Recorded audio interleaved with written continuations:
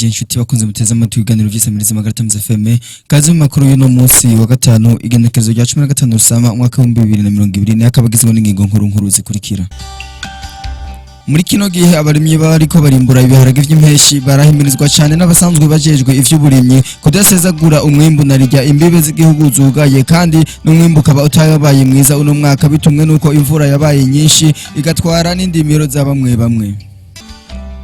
Ugwaruka rurakwiye kwiyungunganya mu myuga itandukanye kugira ngo rushobore kwirinda ubukene ngo kandi ngo ntigwisinge kurera amaboko. Murano meza abadandaza bakorera ku isoko nkuru y'amagara ukuboko kuri kwitama kuko ngo batakiriko baradandaza neza naho ngo narirya ikiyaga cacicugagwa navyo vyongeye isibe. Murano makuru muraza gukurikirana amakuru avugwa mu karere kwa Afrika y'ubuseruko muhinga bw'ivyuma turi kumwe na Ciza Jean Mukanya idonido ijyana makuru. Ino muri sanze muri radio MagaraTimesFM. Ndasubiye kubaramutsa.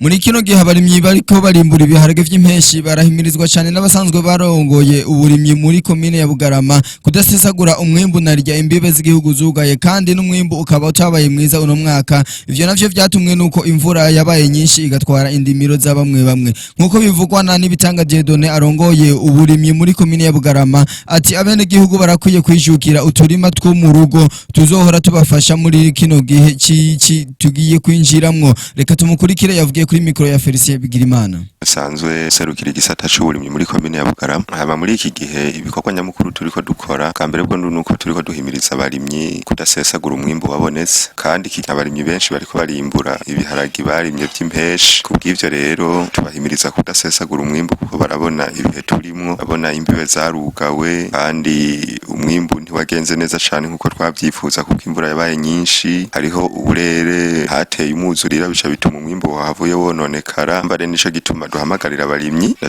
cane ku mwimbu bariko bararonka kuwufata neza kugira ngo ushobore kubafasha muri iki kiringo tugiyemwo cishe. Hama ikindi turiko duhamagarira abarimyi nuko turiko tumenyesha ko abarimyi bokura amaboko mu mpuzu bakarima uturima two mu kigo kuko hageze ici nta biterwa mbumba rugo birimwa kuko atamyaba myinshi dufise muri komine gusa dusha duhamagarira abarimyi bakagira uturima duto tw'imboga muhira twirengarenga intore n'utundi kugira ngo bikunde dushobore kubafasha muri ibi byo gufungura narirya n'ikiyaga twari tuzi ko cyo dufashije mu kuvamwo indagara zo gufungura naco nyene atamwimbu mwiza kiriko gitanga.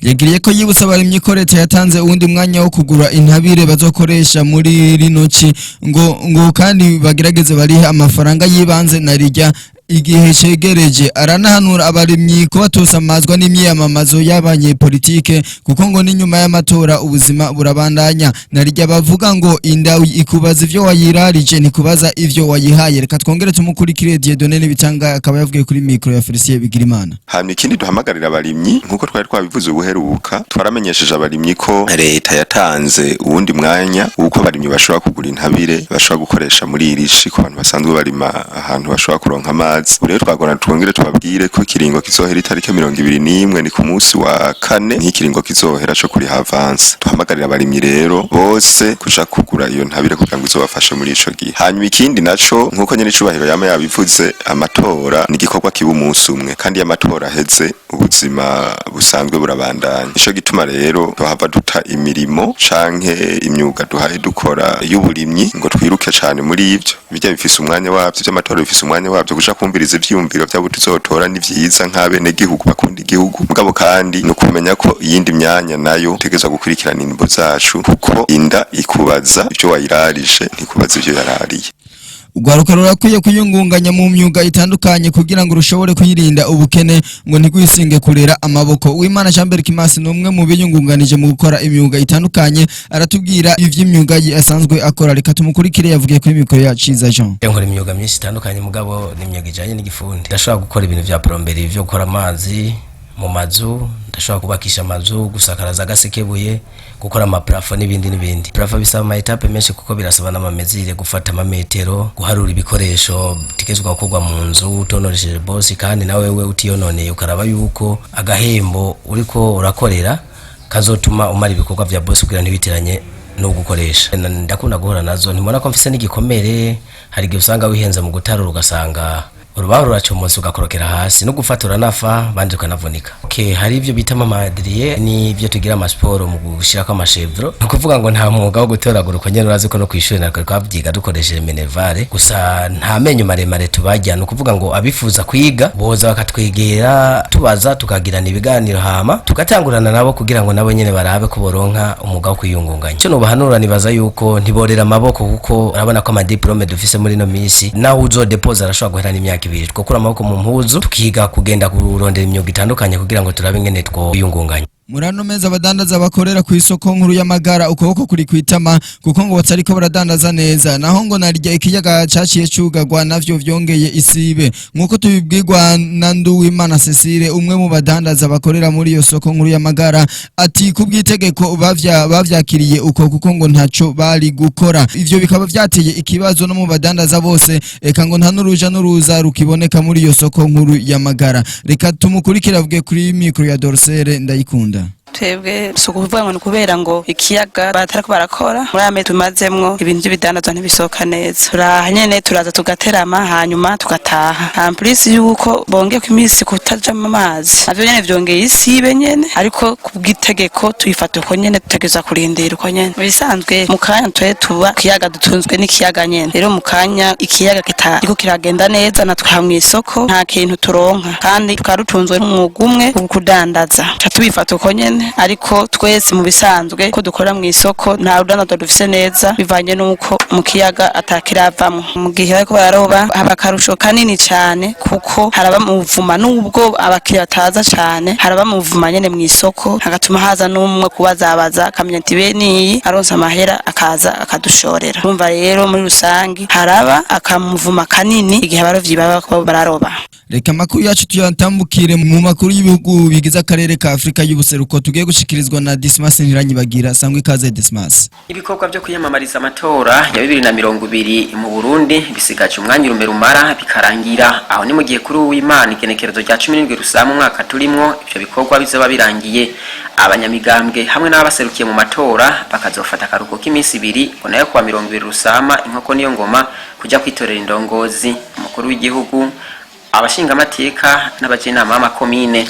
Ayavugwa mu gihugu cy'u Rwanda, sendika y'abigisha bakorera amashuri yigenga barasaba leta y'u Rwanda gukorana n'ubushikiranganje bw'indero gushiraho ikigega cyo gufasha abo bigisha kubera yuko akazi kabo kahagaze mu kwezi kwa gatatu mu ntumbero yo kwirinda kwiragira igikiza ca corona virus, ngo nibabona uko bagiye kubaho kuko akazi kabo kahagaze mu kwezi kwa gatatu, none ngo gushika mu kwezi kw'icenda nibabona uko bashobora kuba hatamishahara. Ubushikiranganje bw'indero buramenyesha ko abakozi babwo bobo bazobandanya bahembwa gushyikiza cha coronavirus icurehe. Twamenyesha ko ibigo birenga 60 by'amashure y'abigenga mu gihugu cy'u Rwanda byamaze guhagarika ubuzi. Tukiri mu gihugu cy'u Rwanda, abasanzwe bakora imyuga mito mito barasaba leta y'u Rwanda ko yobarekurira gusubira ku mirimo yabo yahagaze mu ntumbero yo kwirinda kwiragira kikiza cha COVID-19.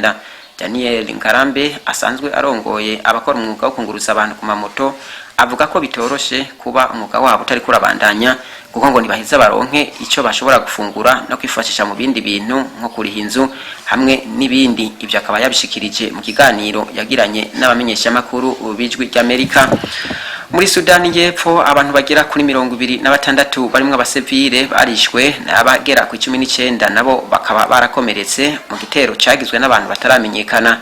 Ico gitero kikaba cabaye muri yindwi nkuko bivugwa n'umwe mu basanzwe barongoye intwaro General Hamdan Dagalo, avuga ko ico gitero gifitaniye isano n'imvo za politike.